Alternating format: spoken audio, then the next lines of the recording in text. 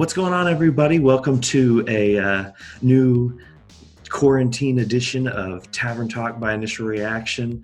We're doing something a little different here because, obviously we typically review the biggest release of the week in terms of theater releases, but this is a little different because not only is this a big documentary release, but this, given what COVID-19 has done to the world of sports, this is kind of a big deal in the world of sports as well, which is definitely a world we don't cross over with very much. But joining me this week and in the coming weeks to talk about The Last Dance, the Chicago Bulls documentary, is Mr. Chuck Livingston from Hooten's. Thanks for being with me, Chuck. I appreciate it. No, man, thanks for having me. This is a blast. I got a lot of popcorn spread out on my floor from watching the 2 hours earlier, so I'm pretty jazzed up to be here. It's good to see you for starters because it's been a little bit. It has. And then so this is way better than the alternative. And also, let's just not talk about the difficulties we had setting this meeting up tonight because that was brutal. We won't talk about how old we are or how old that just made us feel, how much older it made us feel, because it was ridiculous.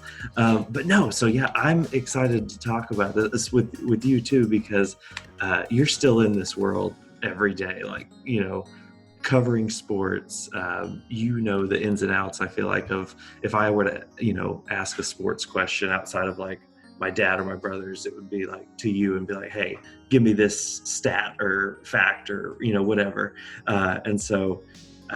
But I honestly, I loved basketball in the 90s. I played basketball. I was all in for it. But like I was just telling you, when Michael quit and the kind of that dynasty was over, I kind of faded. My love for watching NBA every season kind of faded with it. But where are you coming from? What's your context with basketball and specifically the Bulls in the 90s? Yeah, well, this is, you're kind of saying earlier, but it's kind of the same story. We're the same age, roughly, within a couple of months, so I'm right there with you, but my folks, my dad was born in Forest Park, Illinois, which is about 40 miles away from Chicago. My mom's from Northwest Indiana, so, they met in Chicago, actually, my dad always loved the Bears and the Bulls and the Cubs, and the Blackhawks and all that, so, I grew up watching the Bulls with my dad, along with the other teams, but the Bulls were so much more successful. And it was really people say it all the time. And I think we've seen it a couple times. Shaq, Kobe, Lakers were a lot like that. And you also had, I think the Heatles, LeBron, Dwayne Wade, Chris Bosh, that these teams that were kind of larger than life. You think about the 92 Olympic team, and I felt that way about the 90s Bulls, just following them, especially that second dynasty, which is kind of what this documentary focuses on. Right. It was, I'm blowing my buddies off to watch the Bulls on Sunday. They're like, hey man, you want to come over? Birthday party. I was like, no, the Bulls are playing the Knicks, man. I can't study that right now. I still do that, but I did it when I was a kid too, which is really bizarre actually. But yeah. Just living and breathing and just dying with them. And I still do, which is the mistake. I wish I had gotten some consultation from you on getting out while the getting was good when Michael hits that shot. But yeah, still love the Bulls. And when I heard about this was, they announced it almost 2 years ago. And then, and we'll get in a minute kind of how this kind of came to pass anyway from ESPN Productions. But yeah, I was tickled. I couldn't believe it. And and it's a lot of stuff things you probably heard before. Michael Jordan hitting the game-winning shot as a freshman at North Carolina. Scottie Pippen's a freak who grows into, his body at UCA, which is where we went to college. Dude, shout out. Yeah, that was cool. That was cool to see that on there. When they said he grew 5 inches over the summer in college, I was like, how does that happen to anybody in college? Well, I grew 5 inches in college, but it was wide. It wasn't tall. I wasn't like Scotty, so that seems insane to me. I don't know how that, because I remember I played at the Boys and Girls Club. I was like, oh, I can do this. And Michael would always, you'd see Jordan on TV talking about, you just got to work hard. You got to work hard. It's all about determination and competitiveness. And I was like, yeah, I'm going to work real hard. I'm going to be the best. And then I remember the day I realized he was 6'6", and I was like, oh, This is not going to Easy happen. for you to for say, me. Mike. What are you talking about? Like, This, dude's 6'6", 220, and I'm like, oh yeah, he's a freak athlete. Like Scottie Pippen, same story. You know. yeah. It doesn't matter how hard I work. This is never going to happen for me. Yeah, So because I'm not even hitting 6 foot. So yeah, no, it's crazy. But yeah, so let's kind of dive into it a little bit and set the stage for why this is such a big deal, because this is it does center on the last year that Phil Jackson was the coach. And correct me if I'm wrong on any of this stuff. The last year he was the head coach, right? Is this the last year Michael played for the Bulls as well? Because I don't remember. Yeah. Okay. Because I knew. Yes. Oh, I'm sorry. Go ahead. No, I was just saying I knew he'd said that he wouldn't ever play if he wasn't, if Phil wasn't the coach and everything. So I couldn't remember if he. If that went on to be true or whatever, but with they kind of knew that, because apparently the general manager of the Bulls said at the beginning of the season, yeah, Phil Jackson's going to be back, but this is his last year, no matter how many games he wins. I didn't know any of that stuff with Kirsch, so I didn't know about all that. I didn't know anything about Pippen's injury and waiting to have the surgery and all that, the discrepancy in his pay with everybody else. So there's a lot of information, like behind the scenes stuff I didn't know here. And again, this is just the first 2 episodes we're talking about it.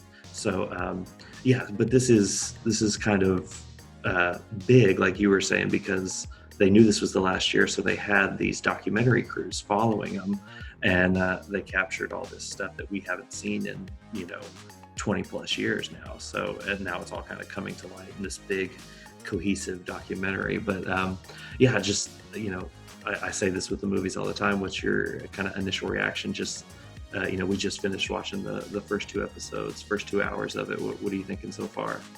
Yeah, well, the first 2 episodes kind of centered around Michael Jordan and Scottie Pippen, the 2 Hall of Famers, the 2 lead dogs for 6 Bulls championships in 8 years. Yeah. Of course, I think any casual, even not even a casual basketball fan, probably knows Michael and Scottie. They go really in depth on Michael Jordan, and honestly, I would watch a 10-hour doc on Michael Jordan himself. But the second episode was more about Scottie and kind of his upbringing and all that.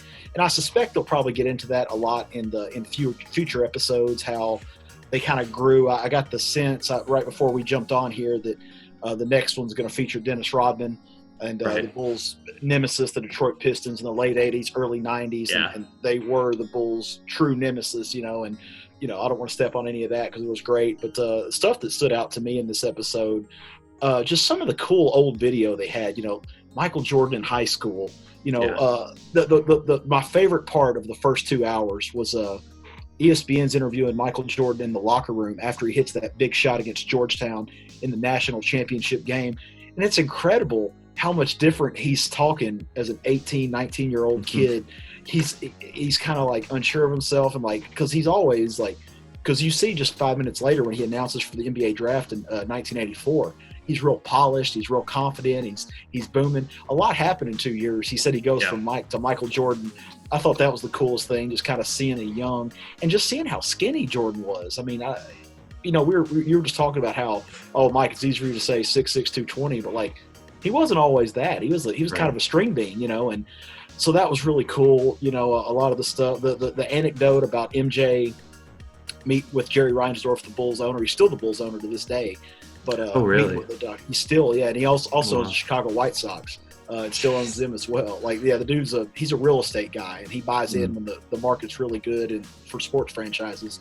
But anyway, so basically, they're meeting with the doctors, and they're like, Michael, there's a 10% chance, your foot will be permanently damaged or whatever. And he's like, Michael, there's a 10% chance your career will be over. And he's like, would you take if one of these, and he's basically like, depends on how bad the headache is I get. And I never heard that story. That was pretty cool too. It was really funny. And he's kind of a quick guy. But Jerry Krause, basically, they get into it and they touch on all the high points, but he was just kind of a jealous person. Now, he was also good at his job. I mean, to his credit, it kind of gets overshadowed. But a lot of these guys, he didn't draft Michael Jordan, but he did identify Scottie Pippen, Horace Grant, Bill Cartwright, John Paxson, pretty much the starting 5 of the first Bulls three-peat, and really good teams who lost in the Eastern Finals in 1989 and 1990s. So Krause, Yeah, he was ready to break it up really after the '97 season, but they backed out of. They kind of touched on it. Jerry Reinsdorf kills a trade where they would send Scottie Pippen to Seattle, and they would get draft picks and all that because they wanted to chase the title one more time. But Krause basically, and what they didn't talk about was Reinsdorf was sick of paying. The Bulls had the highest payroll in the league for like 8 years running at that point. So he was sick of footing the bill too, but it was kind of a natural thing. But they knew from the word go that this was going to be the last time this team was together, and I'm sure they'll touch on it as the season goes on. Just kind of the urgency, and you saw the slow start to the season tonight. They had to go to double overtime to beat the lowly Clippers. Without Scottie and all that, but it was just some of the video they had them celebrating the McDonald's championship in Paris. In the locker room.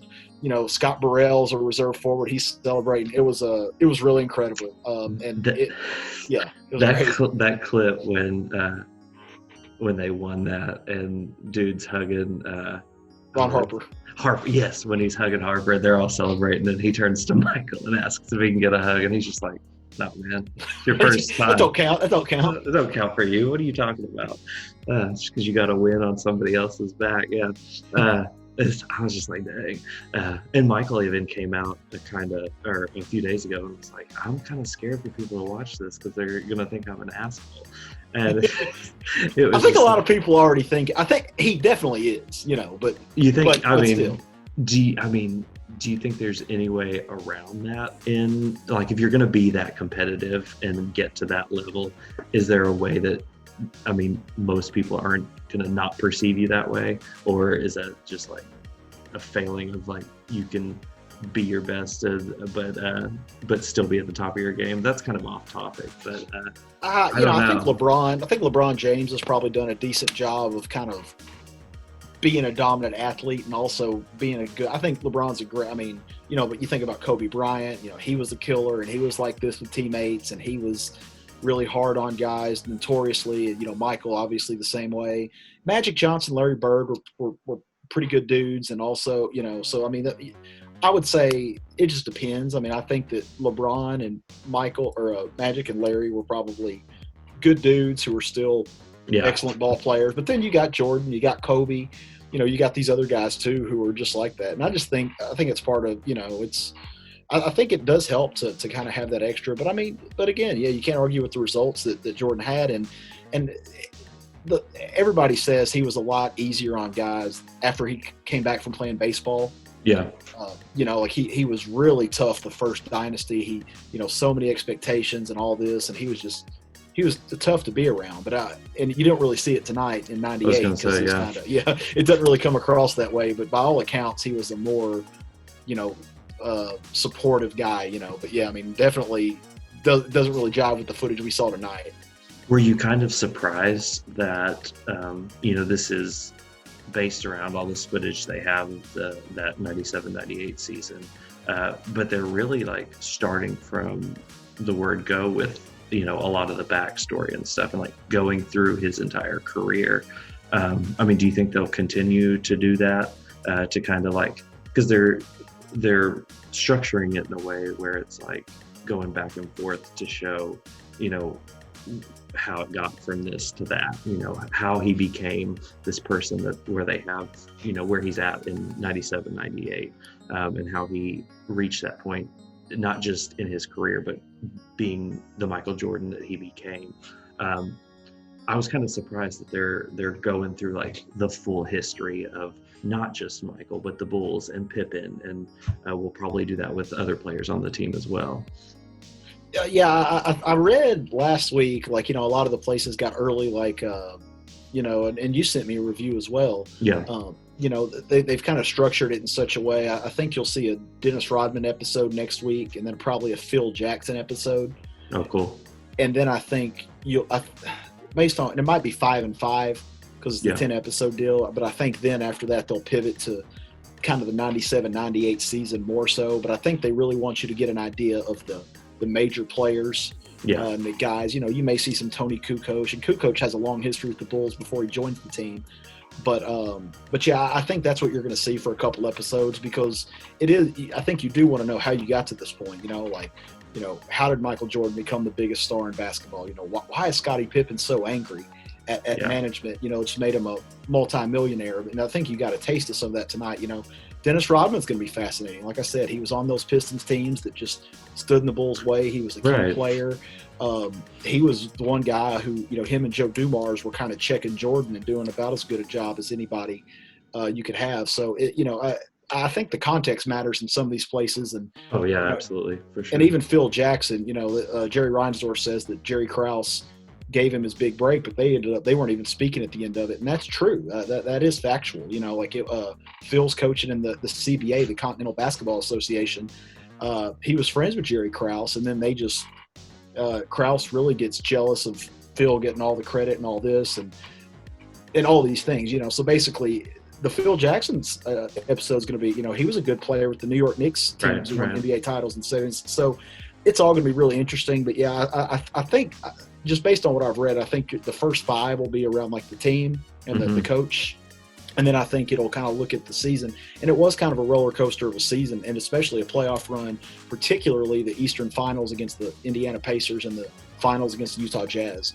Oh man, I remember those finals and really, really hating John Stockton in those got finals. On my freaking nerves. Me too. Yeah, and Karl Malone I saw a tweet today. Somebody's like, "Man, I always thought Karl Malone was whack, even when I was 6." And he's like, imagine if a kid thinks an NBA player's whack, how whack he must really be. And I'm like, I can see it. Yeah, see, I'm with this guy. And I didn't even mind Malone. I was like, okay, whatever. That's his. And that was the thing, back then, every team had their player. Every team had their Karl Malone or their Olajuwon or their Larry Johnson or Reggie Miller. Charles Barkley. Sean Kemp or Gary Payton. Everybody had somebody. And it was just this is awesome. That's why Space Jam is so cool. But we should review Space Jam at the conclusion of it. If we're still quarantined, that's one thing. But yeah, we should get that next. This is way off topic too, but there are already memes out there, and one was Space Jam makes a lot more sense when you realize the Monstars, the main Danny DeVito guy, looks a lot like Jerry Krause, and I was like, oh man, I was like, oh no, but he broke up the Monstars because they were getting too much attention. He's like, give them their powers back. It's too much. This has gone on long enough. And kind of bringing up Krause, I didn't know any of that stuff. I was just along for the ride as far as watching the game, knowing that Jordan was going to be one of the greats no matter what, and just marveling at his skill, right? But the whole Krause thing, why? I mean, I get that players are getting older; they're going to reach, the end of their prime at some point. But, I mean, was it anything other than ego that was driving him to kind of rebuild this team? Yeah, I think it was 100% ego. And by all accounts, he was just that guy. They kind of touched on some of it. He was kind of a short, overweight kid and all that. You heard Jerry Reinsdorf say that a lot of guys said nobody would touch him, but he was looking for somebody to build the best team. But the important thing to remember is Michael Jordan was there when Jerry Krause was hired. So the main piece was already in place. Okay. See, I don't know if I got that from the documentary. Actually, maybe I wasn't paying good enough attention, but okay, see, so I didn't realize it. So, because Jordan gets there in what, 84 draft, number 3 pick. And Krause was hired in the summer of 85, so the summer after Jordan's first year in the NBA. And again, to his credit, going back on it, it's he didn't get Michael Jordan, but he did. I mean, he was nuts for Scottie Pippen. No matter what they felt about each other by 1998, he saw Scottie. He was a sophomore at UCA. He's checking him out. He's all about him. He was going to do whatever he could do to get Scottie Pippen, and he was right. Yeah. Horace Grant, who's a major part. I mean, really the Bulls' third best player in the first three-peat. Identified him. Krause did a lot of good things, but. And again, he even kind of flips the Bulls over after Jordan goes to play baseball in 1994. That the second coming of the Bulls dynasty, the only 2 guys who were still there were Jordan and Pippen. Steve Kerr was new, Bill Winnington was new, Luke Longley, Tony Kukoc. And I don't want to step on anything in the future, but Kukoc is one of the reasons that Pippen was so angry at Krause in the first place. That was another one of his projects he noticed overseas playing in the European League. Huh. He was like 18 when Krause sees him, and the Bulls draft him in like the 1989 or 90 draft, and he doesn't Oh, come over. really? Yes, he was always in the Bulls' plans, and every year Krause was trying to entice him to come over, and he had a good thing going in the European League, and basically a lot of people believe that if he had come over in like 91, 92, 93, that they would have traded Scottie Pippen and just like slid Tony Kukoc into that role. Well, obviously the cap changed a little bit because you heard, you know, the TV rights had blown up so much that they had room to pay Scottie and Jordan and all these guys. But in the early 90s, you know, Kukoc was, they always thought all the players felt that Kukoc, that he was like more drawn to Kukoc than he was anybody else. He thought he would be like a big star in the NBA, and he was a really good player. But Yeah, that's crazy. That's kind of what drove a wedge in between them as well. So, but yeah, basically Krause, he wanted to blow it up and rebuild the team and show that he could do it without Jordan, because, you know, Jordan was the most famous guy in the NBA. Pippen was great. Phil Jackson's the best coach. And basically he was in a rush to do that. Of course, the Bulls have found out since Game 6 of 98 that it's much easier said than done. Yeah. They're still trying to rebuild it. They're, you know, so, and again, Jerry Krause, he retired in 2003. Actually, John Paxson succeeded him, the Bulls point guard, from the first three. Okay. Yeah, I was going to ask you how long Krause ended up staying on, but yeah. And then he died 3 years ago, so he's actually not with us anymore. Yeah, so unfortunately. I didn't realize that. Yeah. Okay, that's, yeah, see, and I thought it was cool, like, that we, you know, talking about going back to before, you know, when Jordan was drafted and everything. I had never really considered like pre-Jordan Bulls, so it was kind of interesting to get an idea or a picture of what that was like, which it's crazy how much that switched in his rookie season. It was pretty depressing, honestly. Yeah, like they were, I mean, it's not out of the realm of possibility to think that Michael Jordan probably saved basketball in Chicago, because you think that, man, even in a big market like Chicago, people will, you know, come out and go to the games, but it really wasn't the case. No, those things were empty. Yes, and it was a big arena, the Chicago Stadium, but like, I mean, they're drawing 3,000 and 4,000 fans at time, and the product wasn't worth watching. But Jordan falls to number 3 fortuitously, and I mean, people. And the thing was too, he was a big name. You know, he had dominated for so long at North Carolina that your franchise gets instant credibility when you draft Michael Jordan, you know, and it would have been the same had they drafted Hakeem Olajuwon, who went first to Houston. But, you know, they get Michael Jordan. Why? Because the guy said, obviously, you know, if you're first, you're going to take Olajuwon. Why was he the obvious first choice over Michael? Well, back in the 80s, you know, it was all about the center. This is during Kareem Abdul-Jabbar's run. You know, Ralph Sampson was already with Houston, and he was dominating. You know, Patrick Ewing was coming.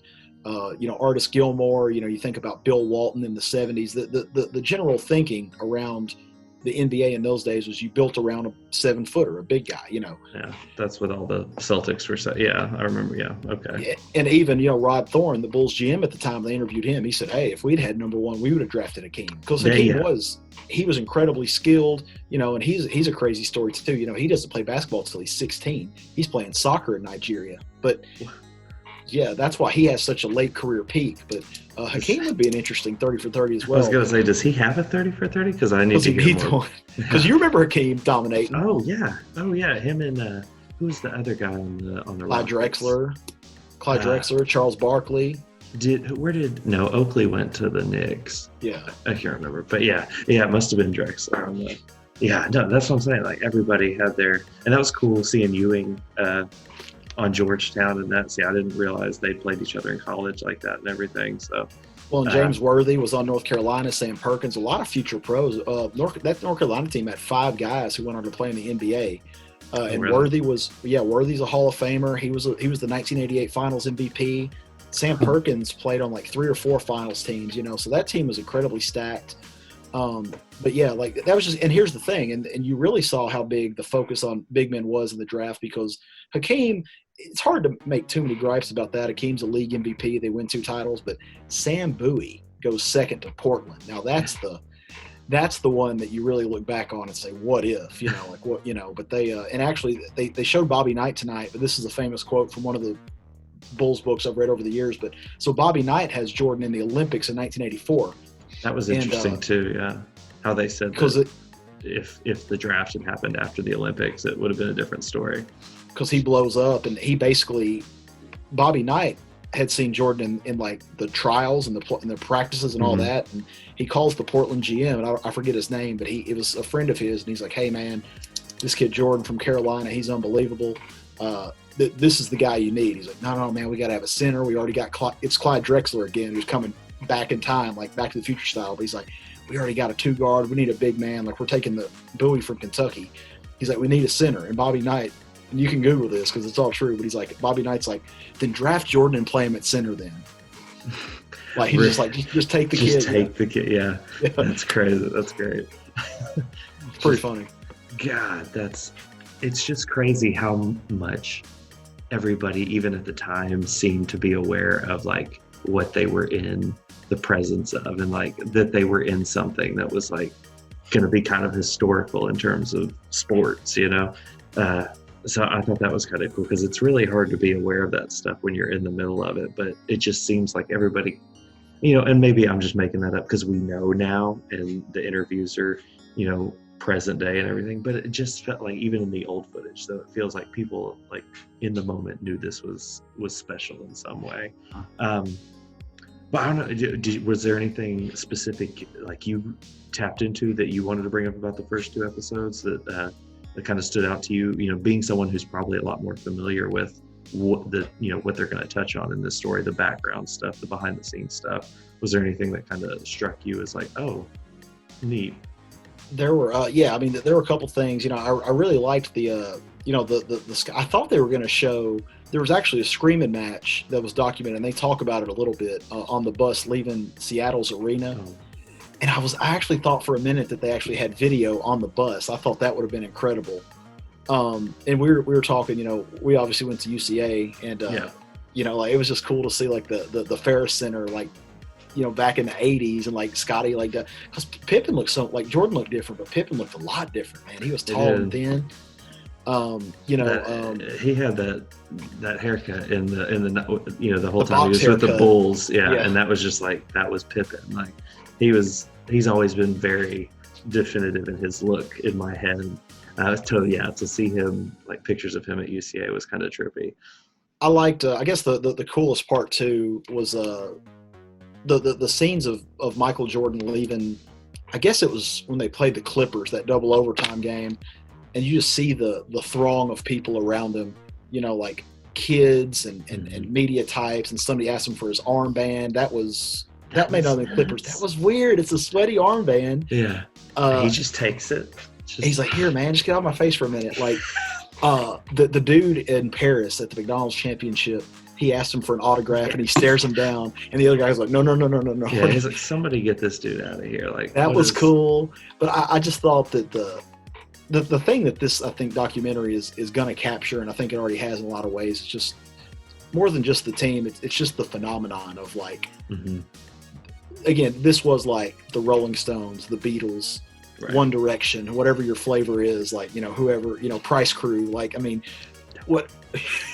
whatever it is, like it was, you're seeing a basketball game, but you're also like, wow, these guys are unbelievable. You know, Rodman's a big personality, Michael Jordan, and like you just see how people gravitate towards Michael Jordan particularly. You know, it reminds you a lot of LeBron James, Kobe Bryant, but it's all the great, Steph Curry, great example. You know, just the biggest stars in the world, and like, you know, it's just Jordan just plays, you know, 50 minutes, double overtime, scores 49. They barely win a ball game, and he's just got people just swarming him. And it follows them all the way basically out to the bus. Right. And I was like, wow, this is kind of gives you a glimpse of what it's like to be Michael Jordan. Like, it seems like on the surface he's really got it made, he's got a good deal, but it's like, man, like that would probably get kind of old after a couple of weeks, I think, you know. But what it reminds me of is, and this will make sense to you because you know me, is Michael Jackson. Yes. You know, they're exactly the same level of fame. I feel like there's no one will ever touch, you know, them in terms of how much they excelled at their craft and everything, and the level of fame they achieved with it. And so, that aspect of it didn't surprise me, but it was interesting to see how he handled it. And I think that's kind of going to be what I thought was cool in these first two was seeing, like you were talking about, that interview in North Carolina, and then them immediately not doing it, what am I looking for? Chronologically, not like sticking with that, but like going from that interview, his rookie year to 97, where he's just like, he signs that kid's autograph, but doesn't even look at the kid when he's signing it. He's just like, yeah, here, I gotta go, And, or the clip in the beginning where he's driving his Corvette and the kid's in traffic and he signs it, and the kid runs back to the thing. Like, yeah, or even him in Paris. He's in Paris, and so much going on in Paris, and hey, what do you think about the Eiffel Tower? Hey, Michael's wearing a beret. It's just, I couldn't do it, man. Yeah, he's Michael. I think it'll be interesting to see even more how it connects the Michael of 84 to that one of 97 and how that transformation took place. I'm really looking forward to seeing, those two dots connected. So, I don't know. Yeah, I could have sat there and watched the whole thing tonight. I feel the same way. I would have just pulled an all-nighter, Yeah. But in a way, I'm kind of glad they're saving it. They're pacing it out like this because, like I said, I would have blown through them, and then I would have been sitting here on Tuesday and been like, "What am I going to do tonight? What am I?" Yeah, I have nothing else to think about now. That's it. I'm done. We're at the end of the line. Yeah, and it feels like such a big deal just in terms of the documentary itself. Feels like such a big deal that I am glad I'll get to like experience it over a certain amount of time and like just kind of get to go through it at a certain pace and everything. So if you're up for it, we'll do this, every Sunday night until, what is it, May 5th, I think.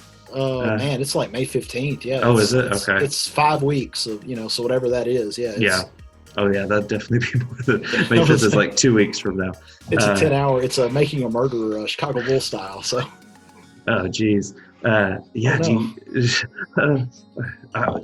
see, not to like jump ahead too much or get into that, I completely blanked on his dad being murdered. Like, I did not realize, like, literally just remembered that's why he had quit and went and played baseball for a little bit, but totally forgot the circumstances around that. And I'm wondering like how much they'll touch on it, and if he'll talk about it in his present interviews and everything.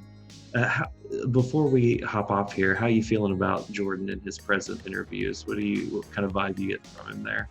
I think he's just being real. I kind of like. I'm glad that he's kind of laying it all, out there. He's kind of telling it like it is. I think a lot of people, after the fact, they try to like change things, be revisionist about it. I think he's just kind of like, screw it. Like, yeah, he seems relaxed. Like he seems kind of just like, all right, this is what point I'm at. I'm just gonna kind of, y'all want me to talk about it, I'm gonna talk about it. Here we go. He's like, there have been 100 books written about this, newspaper columns, columns online, whatever. He's like, you know what?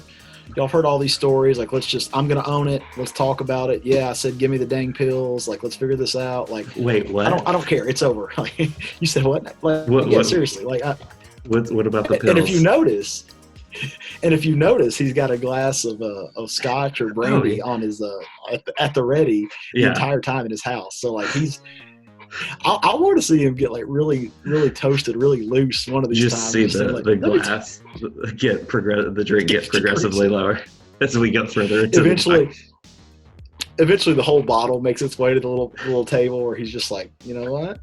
I don't know. Tell me when to stop. Yeah. Michael, there's no ice in that, but yeah. I need to know what you're talking about pills. Where are we getting into there? Oh, it was the foot injury thing. When he said, the foot. Yeah, that's what he was. He's like, just give me that. Okay. I was like, don't tell me roids gets involved or anything like that. I don't think so. He's never been accused, although he was jacked in the 90s, so. They had to weight train because of the Pistons, right? Yeah, exactly. They had to beef up. That's what it said. We'll see. All right. Well, thanks for joining me, man. Chuck from Hootens.com. Check out. You guys are still doing stuff all over the website and prepping the book for later this year, no matter what happens with sports in the fall, right? Yeah, we're pretty much we're probably 70% of the way done with the book. This year's Hooten's Arkansas football right now. So, I mean, there's too much work that's gone into it right now. So we're going to put a book out, even if they're but we're confident that they're going to play, you know, college football, high school football, and all that. Or at least hopeful. Maybe Yeah. maybe it's not really relevant, but yeah, I mean it's we're about done. Wish we had more hog stuff to be talking about right about now, but Yeah. obviously the state, this is for everybody's safety and all that. So, but yeah, we're still just doing that, and like I said, look for the book out last week of June, something like that. And Sweet. maybe the first week of July. Get it as a companion with your 4th of July stuff. Well, dude, I'm so happy you could jump on here, not only to talk about one of the bigger, movie releases now that theaters are shut down, but one of the bigger sports stories too. So this kind of merged our two worlds really well. So I'm happy we can do this and kind of make it happen despite the circumstances of everything happening right now. So and our and our own boomerisms. And our inability to adapt to technology. Yeah. So it wasn't taking the password. I mean, I don't know what happened, but yeah. I don't know what happened, but at least we know next time it'll go. We know how to do it. We'll get it rolling, and we'll continue this series as this 30 continues. So I appreciate it, man. Anything else before we head out? No, just like I'm already ready for parts 3 and 4. Like, let's do it. I'm waiting. All right. Well, thanks for joining us. Thank you guys for watching. Be sure to tune in next week, and we'll have a discussion about episodes 3 and 4 of what's it called? The Last Dance, right? The Last Dance. I don't want to mess that up on the end, but all right. Well, thank you, Chuck. I'm Philip. We'll see you next week. Peace. Holla.